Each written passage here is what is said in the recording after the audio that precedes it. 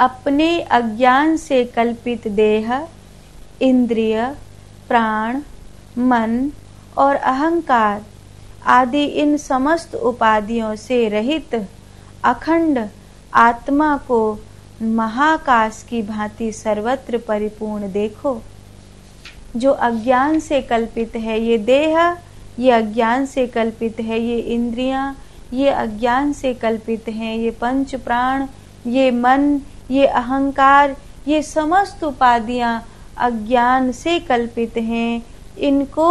इनको अखंड आत्मभाव रूप महाआकाश की भांति सर्वत्र परिपूर्ण देखो। जैसे एक ही आकाश है लेकिन अलग अलग घड़ों में अलग अलग दिखाई देता है और उस घड़े का भी नाम अलग अलग है। कोई घड़ा कहता है, कोई घट कहता है, कोई कलश कहता है, कोई कोठा कहता है, कोई कुशूल कहता है। सबकी अपनी अपनी भाषाएं हैं। तो घड़े के भी इतने सारे नाम हैं। तो घड़ा भी वही है, मिट्टी से बना हुआ। अब चाहे तुम उसे सुराई बोलो, चाहे वो घट बोलो, चाहे कलश बोलो, चाहे कुलूस बोलो, चाहे कूठा बोलो, चाहे सूची बोलो, कोई भी नाम ले लो, है तो वो मिट्टी का घड़ा ही। और उसमें जो आकाश है वो भी एक ही है, अलग अलग नहीं है। ऐसे ही जो सैकड़ों उपाधियां हैं, इंद्रियों की, प्राणों की, अहंकार की, मन, बुद्धि, चित्त का, ये जो सब ये फैलाव है ना, ये कल्पना का कैसा फैलाव है देखा है आपने? छोटी सी बात इतनी बड़ी बन जाती है कि दंगा हो जाते हैं राष्ट्र में। छोटी सी बात, इतनी सी बात कि ये हमारे दरवाजे से जय श्री राम बोल करके निकल रहे थे तो हमने इनके ऊपर पत्थर बरसा दिए, फिर गोली चल गई, फिर पुलिस आ गई, पूरे नगर में दंगा हो गया और देखते देखते तो महाराज क्या से क्या हो गया।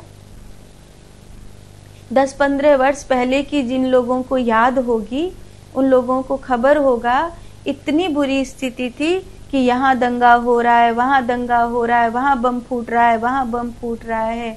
ऐसी स्थिति होती थी। आतंकवादियों का वर्चस्व, अंडरवर्ल्ड के डॉनों का वर्चस्व कितना था, भूमाफियाओं का वर्चस्व कितना था, आतताइयों का वर्चस्व कितना था। छोटी छोटी बात पर क्या से क्या हो जाता था। गांव के लोग तो ऐसे गुलामी की जिंदगी जीते थे।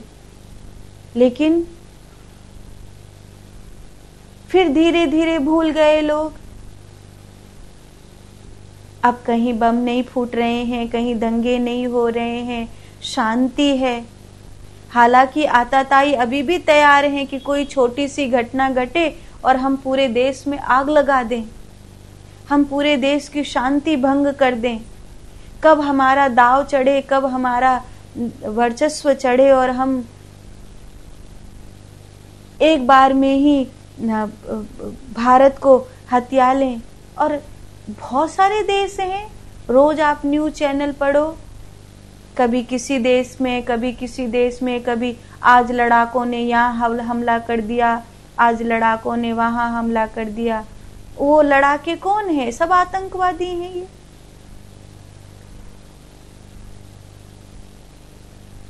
भगवान बुद्ध की मूर्ति क्या ले रही थी तालिबान से? कोई भगवान बुद्ध की मूर्ति कुछ ले थोड़ी रही थी। लेकिन कितनी बुरी तरह भगवान बुद्ध की मूर्ति को बमों से उड़ाया, कितनी बुरी तरह तोड़ा। क्योंकि उनको शांति पसंद नहीं है, उनको बुद्ध पसंद नहीं है, उनको युद्ध पसंद है। और जिसको युद्ध पसंद है, बुद्ध पसंद नहीं है, वो छोटी सी बात का इंतजार करता है कि कब छोटी सी बात हो और कब उपद्रव फैल जाए। नेक सी बात को लेकर के मन, बुद्धि, चित्त और वो सब ये क्या है? क्यों ये नफरत का खेल फैला रखा है पूरी दुनिया में? क्यों पूरी दुनिया लड़ मरने को तैयार है? क्यों विश्व युद्ध के कगार पर बैठी है ये धरती की जनता? क्या चाहते हैं लोग? किसको मारकर इनको शांति मिलेगी? यूक्रेन और रूस कितने सालों से लड़ रहे हैं। क्या मिला है इन लोगों को? इतनी सारी चीखों को, इतनी सारी पुकारों को, इतने सारे आंसुओं को, ये सब छोटी छोटी बात पर होने वाले बड़े बड़े बवंडर हैं। तो छोटी छोटी बात पर जो ये बड़ा बड़ा हल्ला होता है, कि क्यों होता है? क्योंकि आत्म स्वरूप को देखना नहीं आता, अपने अपने अहंकार को देखना आता है।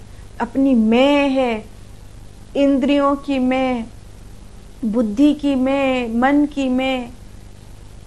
अब आपने देखा है कि आपका हृदय किसी को प्यार करने लग जाए, आप खुद अपने मन को नहीं समझा पाते हैं, आप पूरा परिवार भी कह रहा हो कि ये सही नहीं है, तब पर भी आपका मन मानता नहीं है। तब पर भी आप अपने आप को उस प्रेम की चिंतन से उससे हटा नहीं पाते हैं।